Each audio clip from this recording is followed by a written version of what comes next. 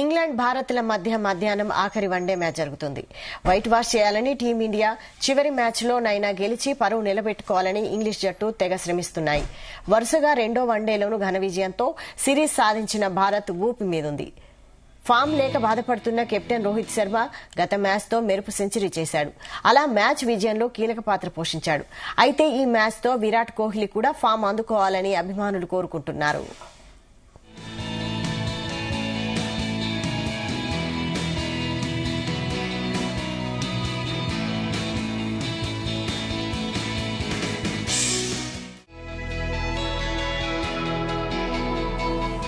తొలి రెండు మ్యాచ్ల్లో నెగ్గి ఇప్పటికే సిరీస్ను సొంతం చేసుకున్న రోహిత్ సేన క్లీన్ స్వీప్ లక్ష్యంగా చివరిదైన మూడో వన్డేలో బరిలోకి దిగుతోంది. ప్రపంచంలోనే అతిపెద్దదైన నరేంద్ర మోడీ స్టేడియంలో ఈ మ్యాచ్ జరగనుంది. ఇది నామమాత్రమైన మ్యాచే అయినప్పటికీ ఛాంపియన్స్ ట్రోఫీ ముంగిట ఆడబోతున్న చివరి వన్డే కావడంతో ఇరు జట్లు దీన్ని తేలిగ్గా తీసుకోవట్లేదు.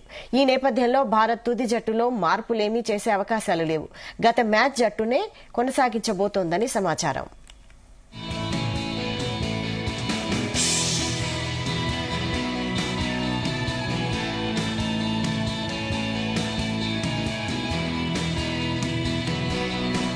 ఈ మ్యాచ్లో విరాట్ కోహ్లీ ఫామ్లోకి వస్తారా లేదా అనే విషయంపై ఆసక్తి నెలకొంది.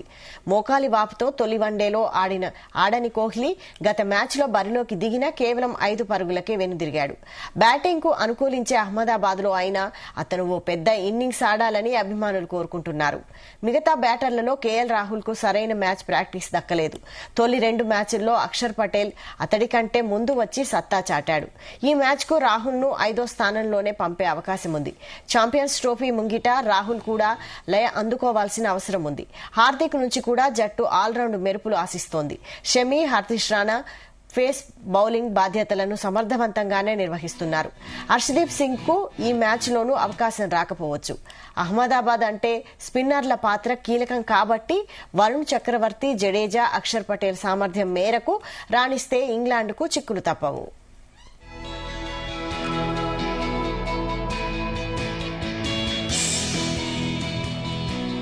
మరోవైపు ఇంగ్లాండ్ ఈ మ్యాచ్ అయినా నెగ్గి కొంత ఊరట పొందాలని చూస్తోంది.